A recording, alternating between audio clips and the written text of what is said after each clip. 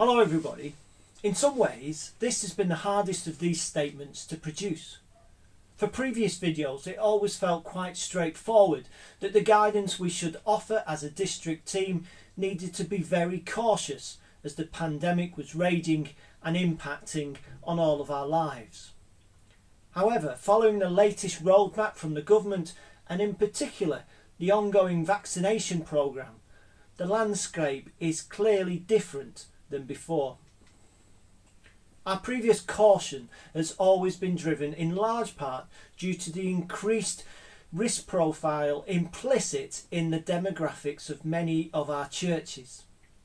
However, with the vaccination programme continuing, as a district team, we are conscious that this risk profile is changing significantly. The scientific data is obviously still being collected, and there are also outstanding questions. But clearly, a large part of the new roadmap rests on the hope for efficacy of the COVID-19 vaccines. We are also now in the crucial season of Lent and anticipating Holy Week and Easter Sunday. I'm sure so many of us long for an opportunity to gather together anew and to proclaim the fundamental truths of the gospel this year.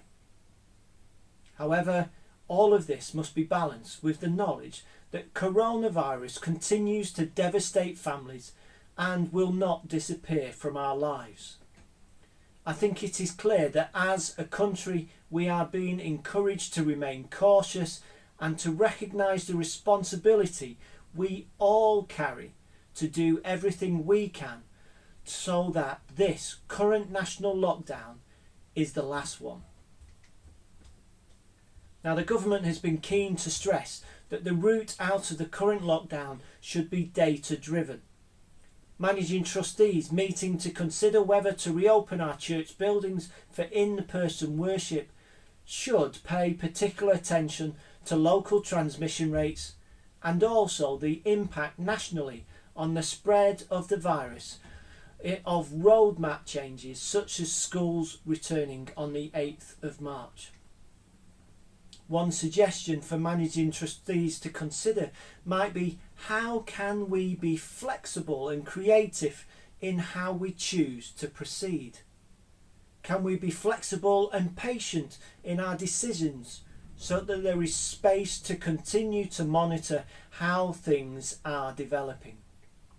Are there creative ways we can celebrate Easter together in an outdoor setting where the risk profile continues to remain very different to indoors? And in detail, the rules around places of worship have not changed with the new roadmap, and we do not anticipate that they will for many months to come.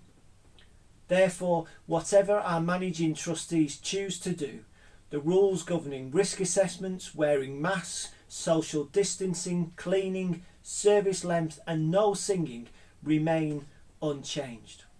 We also stress that until we reach new milestones on the roadmap, gathering in clusters to chat afterwards is still prohibited.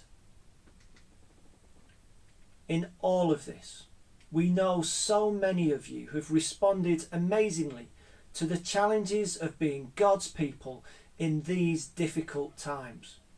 We've been so encouraged by the many innovative and creative efforts made to worship God and further his mission.